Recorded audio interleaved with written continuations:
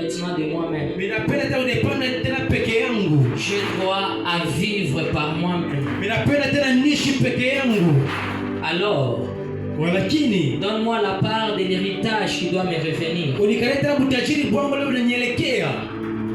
Et le père n'a pas voulu discuter. La Bible dit que le père lui a donné la part de son héritage. Et après lui avoir donné, le fils qui était le plus jeune a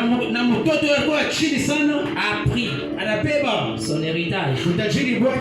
La Bible dit il est allé loin de son père. Alléluia. Amen. Ce que vous devriez savoir, c'est qu'il n'est pas resté près de son père. Il est allé loin de son père. Alléluia. Amen. Lorsque vous lisez la Bible, chaque point est nécessaire. Chaque point compte. Alléluia. Amen. Il est allé loin de son père. Et la Bible dit, où il était parti, il a dissipé tout son bien. Il a perdu tout son bien. Tout l'héritage qu'il lui avait été à la débauche, à la prostitution. Alléluia. Amen. Et il s'est retrouvé que tout ce qui lui avait été donné était perdu. Il s'est retrouvé main vide. Là, il s'est retrouvé vide au carré. Pourquoi je dis au carré? Parce que il avait perdu tout ce qu'on lui avait donné. Et deux, loin de la personne qui lui avait donné. Alléluia. Amen. Qu'est-ce que cela nous révèle par là? Cela nous révèle la vie des enfants de Dieu. La vie des chrétiens actuels qui prient le Seigneur, qui ont accepté Jésus comme Seigneur et Sauveur,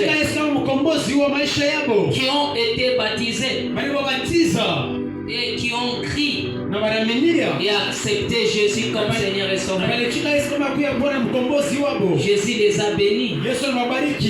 Jésus leur a donné des bonnes choses.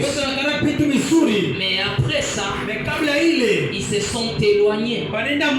Ils sont allés loin de Jésus. Ils sont allés loin du Père. Loin de la foi chrétienne. Pourquoi j'ai dit ça? Au début de ta vie chrétienne, tu faisais des sacrifices. Parfois, tu faisais même des jeûnes personnels. Pourquoi? Parce que tu avais besoin de Dieu. Mais aujourd'hui, quand tu entends parler d'un jeûne, ça te vexe, ça te blesse, ça te fait du mal. Aujourd'hui, tu donnes des raisons. Que tu souffres de la gastrite, tu souffres de l'estomac, tu ne peux plus gêner. Au début, tu gênais sans donner des raisons. Alléluia. Amen. Ça révèle qu'une personne n'est plus près de Dieu. Et la personne commence à aller de plus en plus loin de Dieu. Alléluia. Amen. Au début, tu ne trouvais pas d'excuses pour t'absenter à la prière, pour t'absenter à l'église. Au début, tu trouvais du plaisir à être dans la maison de Dieu, à être près de Dieu. Mais au fil du temps, tu as perdu la soif, tu as perdu l'amour pour Dieu, tu as perdu la grâce, tu as perdu cette vie et cette persévérance dans la vie chrétienne. Tu l'as perdu, tu l'as plus, tu l'avais au début, mais maintenant tu ne l'as plus. Au début tu l'avais, mais aujourd'hui tu ne l'as plus. Alléluia. Quelqu'un peut dire Amen. Amen. Au début, avant de dormir, tu priais. Mais aujourd'hui, tu ne pries plus.